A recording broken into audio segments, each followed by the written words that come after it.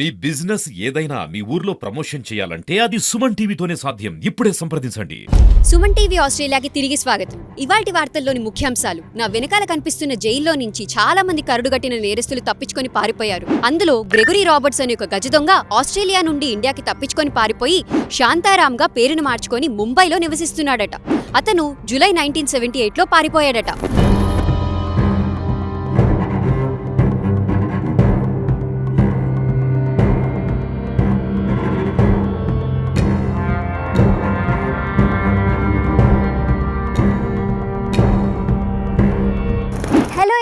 Suman TV Australia ప్రేక్షకులందరికీ తిరిగి స్వాగతం. నేను మీ సిరిచందన. ఇప్పటి వరకు మీరు విన్నదంతా నిజంగానే ఇవాళ మనం చూడబోతున్న పెంటేజ్ ప్రిజన్ లో జరిగిందట.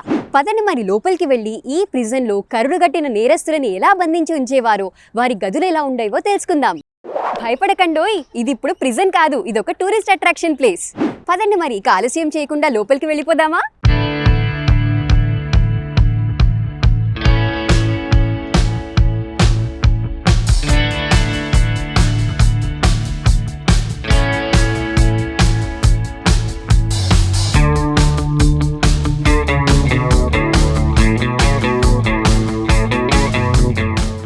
జైలు మెల్బర్న్లోని కోబర్గ్ అనే ప్రాంతంలో 140 ఎకరాలలో విస్తరించి ఉంది.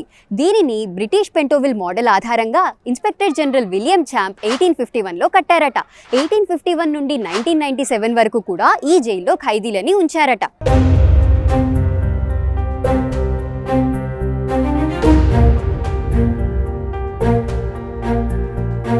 ఈ ప్రిజన్ గురించి కొన్ని ఇంట్రెస్టింగ్ ఫ్యాక్ట్స్ తెలుసుకుందామా? ఈ పెంట్రిడ్జ్ ప్రిజన్ 19వ శతాబ్దంలో విక్టోరియా స్టేట్లోని అతిపెద్ద ప్రిజన్గా గుర్తింపు పొందింది. అంతేకాకుండా ఈ ప్రిజన్ నుంచి పారిపోయిన ఎంతో మంది నేరస్తులలో ఒకరైన గ్రెగరీ రాబర్ట్ అనే ఒక వ్యక్తి ఆస్ట్రేలియా నుండి ఇండియాకి పారిపోయి వచ్చి ముంబైలో శాంతారామ్ అని పేరు మార్చుకొని ఎన్నో ఏళ్లు ఉన్నారట. అతను తన జీవిత చరిత్ర మీద శాంతారామ్ అనే బుక్ ని కూడా రాశారట. ఈ బుక్ చాలా ఇంట్రెస్టింగ్ గా ఉంటుందని విన్నాను. మీరు కూడా వీలైతే చదివేయండి.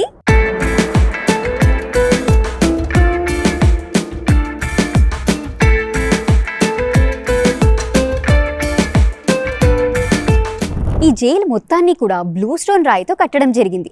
ఈ రాయిని ఎందుకు వాడారంటే ఈ జైలు పక్కనే ఈ రాయి ఎక్కువ మోతాదులో లభించడం వల్ల ఆ రాయినే వాడి ఈ జైలుని నిర్మించారు.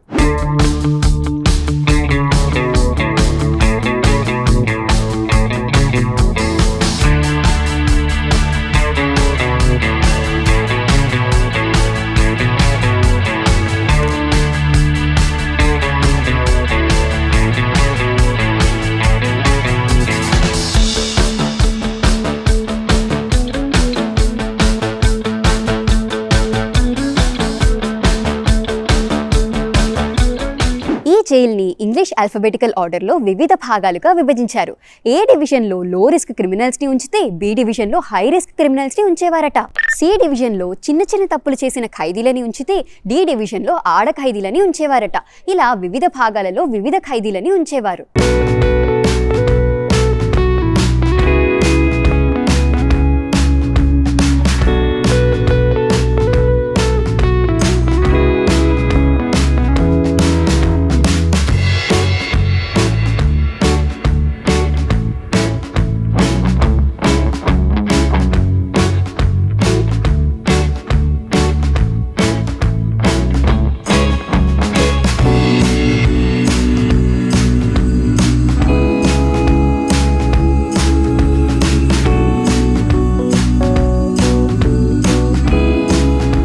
కనిపిస్తున్న కొన్ని బుక్స్ ని ఈ జైల్లో బంధింపబడి ఉన్న ఖైదీలే రాశారట.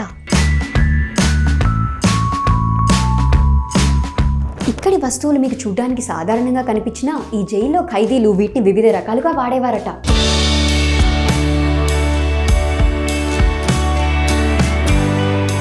ఇక్కడ కొంతమంది ఖైదీలు ఈ టెన్నిస్ బాల్ని ఆడడం కోసం కాకుండా కావాలనే లోపల నుంచి బయటికి విసిరితే బయట నుండి కొంతమంది అందులో డ్రగ్స్ పెట్టి లోపలికి విసిరేవారట. ఈ బుక్ని కనుక మీరు చూసినట్లయితే ఈ బుక్ మధ్యలో ఉన్న ట్రయాంగిల్లో ఒక కత్తిని దాచిపెట్టుకొని ఈ జైల్లోని జైలర్ని పొడిచడానికి ప్రయత్నించారట. ఈ పెన్ మరియు ఈ క్యాండిల్ హోల్డర్ చూడడానికి సాధారణంగా కనిపిస్తున్నా వీటిని ఇతర ఖైదీలను పొడవడానికి వాడేవారట. ఈ బి డివిజన్లో మొత్తంగా ప్రిజనర్స్ని బంధించి ఉంచడానికి 150 సెల్స్ ఉన్నాయట. ఒక్కొక్క సెల్లో ఒక్కొక్క క్రిమినల్ని బంధించి ఉంచేవారు. పదండి ఒక సెల్ లోపలికి వెళ్ళి చూద్దాం.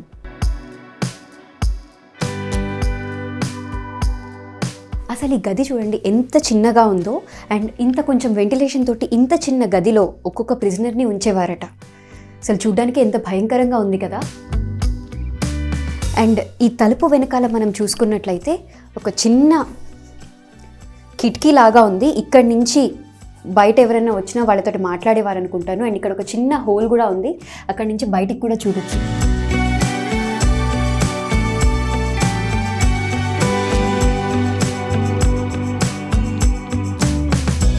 ఈ సెల్ని కనుక మీరు చూసుకున్నట్లయితే 1920స్లో ప్రిజన్ సెల్స్ ఇలా ఉండేవట.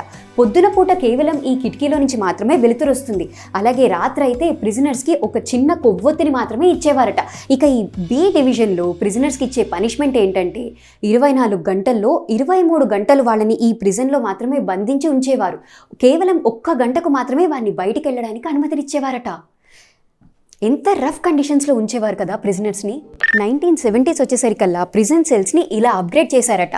ప్రిజనర్స్కి ఎవరన్నా రిలేటివ్స్ కానీ కుటుంబ సభ్యులు కానీ టీవీ కానీ ఇలా ఫ్యాన్ కానీ ఇస్తే ఇలా ఇక్కడ తెచ్చుకొని పెట్టుకునేవారట.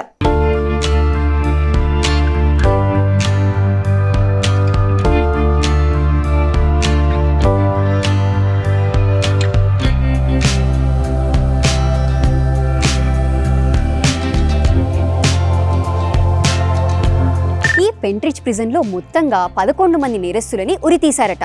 అందులో చివరిగా 1967లో రొనాల్డ్ రియాన్ అనే వ్యక్తిని ఉరితీశారు. దాని తర్వాత ఆస్ట్రేలియాలో ఉరి శిక్ష అనేది రద్దు చేసేశారట.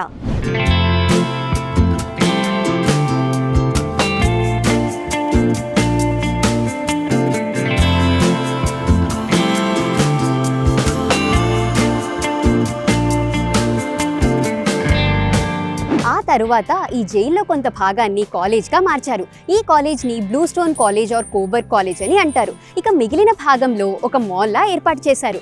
ఈ మాల్లో prison tours, food and restaurants, హోటల్స్ని కూడా ఏర్పాటు చేశారు.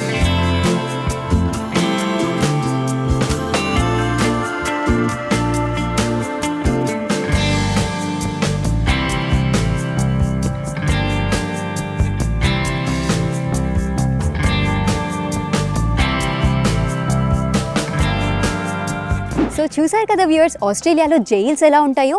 ఇలాంటి మరెన్నో ఇంట్రెస్టింగ్ వీడియోస్ని మీరు మిస్ అవ్వకుండా ఉండాలి అంటే మన సుమన్ టీవీ ఆస్ట్రేలియా ఛానల్ని సబ్స్క్రైబ్ చేసేసుకోండి.